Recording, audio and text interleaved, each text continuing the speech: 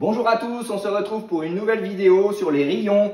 On va voir ensemble la méthodologie pour essayer d'avoir un produit magnifique qui, j'espère, vous ravira. Donc à vos fourneaux, c'est parti!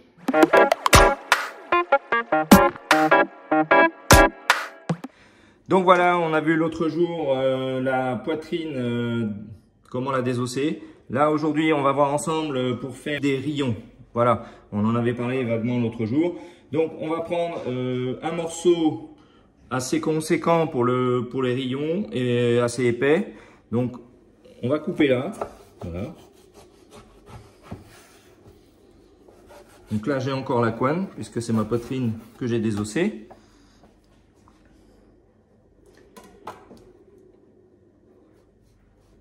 On va enlever donc le maximum de couenne en essayant d'enlever le minimum de gras.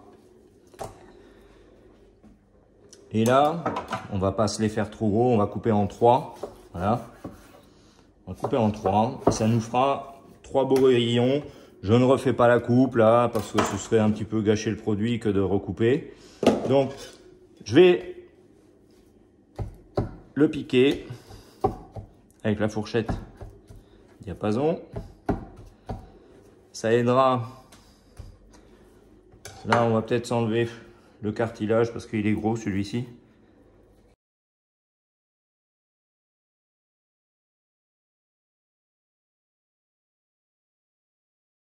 Donc voilà, on se pique, on se le réserve dans notre bac et on aura 3 rayons à fabriquer. Voilà.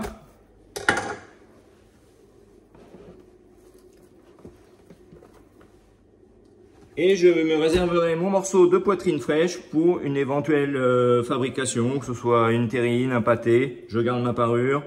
Je vais récupérer forcément s'il y a un petit peu de maigre sur mon cartilage.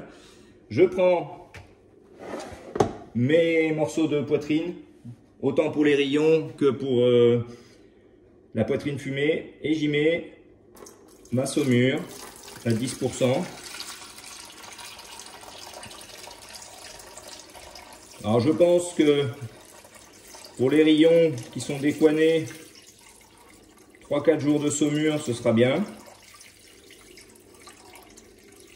Pour la poitrine, on peut la laisser jusqu'à 5 jours. Elle ne sera pas trop salée, elle est quand même épaisse.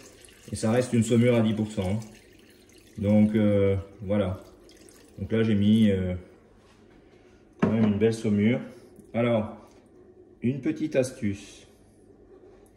Tout de même, au passage, la saumure, déjà froide, on va dire, ou au moins tempérée.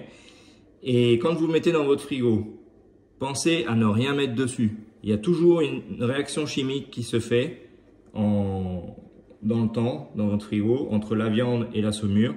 Et si vous la couvrez, cette réaction chimique, elle reste dans l'environnement de la poitrine et de la saumure, et c'est pas spécialement ce qu'il y a de mieux. Il faut que cette réaction chimique qui se fait, s'il doit y avoir une évaporation de quelque chose, il faut que ça puisse sortir.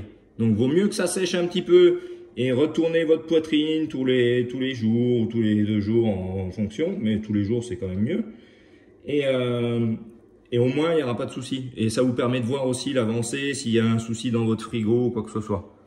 Donc voilà. Allez, je vous retrouve plus tard pour le moment où on fera les rayons. 3 days later. Donc voilà, au terme de 3 jours de salaison en saumure à 10%, j'ai goûté mes rayons. J'ai préparé mes petits aromates, mes petites épices, donc du thym, du laurier, de l'ail, du poivre en grains et de clous de girofle.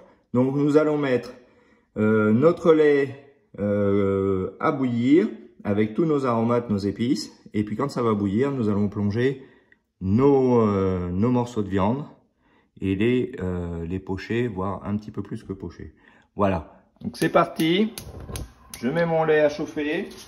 Donc j'ai mis, là pour l'occasion, j'ai mis 3/4 de litre de lait, 3/4 de litre d'eau.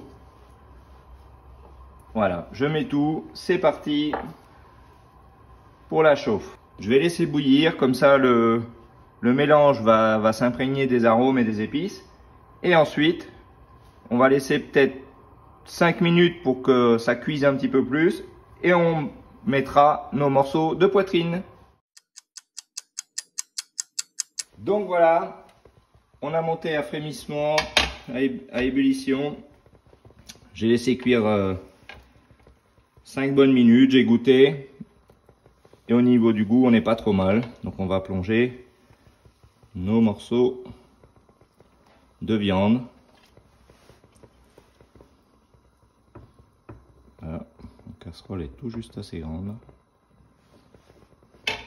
Voilà. Et nous sommes repartis pour remonter à frémissement. Et on va laisser cuire. Donc voilà, on arrive à l'ébullition. Donc je vais baisser mon gaz et on va laisser mijoter tout doucement.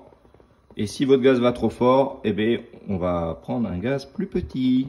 Donc voilà, on arrive au terme de 45 minutes de mijotage, puisque j'avais quand même transporté ma casserole sur un gaz plus petit pour que ça n'aille pas trop fort et que ça stresse la viande et que pour le coup, votre viande elle va se rétracter, elle va pas avoir un bel aspect.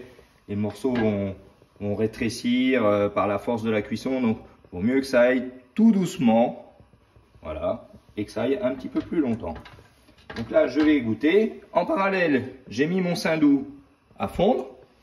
Le saindoux va devoir être fondu en totalité et très chaud, comme une huile de friture. Voilà, on les goûte, donc comme ça, le temps que ça s'égoutte, le saindoux monte à température, ce qui nous permet d'avoir le minimum de résidus d'eau et de lait, parce que ça risque de faire des projections au plongeon. Et ça nous laisse le temps de monter notre saindoux à très haute température. Je pense qu'on va les faire un par un ou deux par deux, par précaution, pour pas avoir trop de projections. Voilà, donc on attend que notre saindoux soit très chaud. Donc voilà, mon saindoux est très chaud, puisque j'ai regardé au fond, c'est vrai que ça commence à danser. Si vous voulez être sûr de vous, eh bien, prenez une goutte d'eau ou deux, jetez-les dedans et voyez la réaction qu'il peut y avoir, si ça réagit tout de suite, comme quand on y plonge des frites congelées dans une huile très chaude. Donc voilà, donc là on est très chaud. Donc je vais prendre une araignée de ce type, quelque chose qui supporte quand même les températures, prendre mes rayons, les mettre dedans et les plonger, et par sécurité recouvrir en cas d'éclaboussure. Donc je vais allumer ma hotte, donc c'est pour ça que vous aurez plus le son pendant un moment, le temps de la vidéo, parce que par mesure de sécurité quand même, je préfère prendre tous les mesures qui s'imposent. Donc on va y aller, c'est parti.